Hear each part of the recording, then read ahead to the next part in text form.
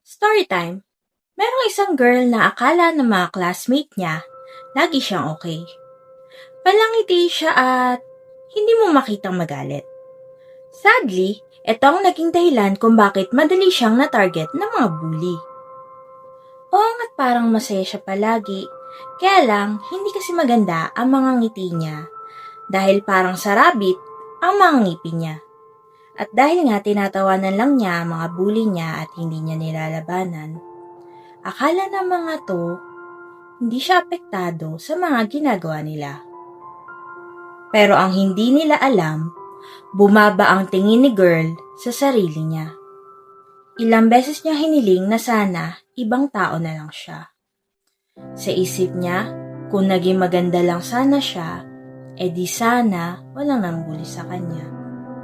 People may appear okay outside, but it doesn't give us the right to hurt them.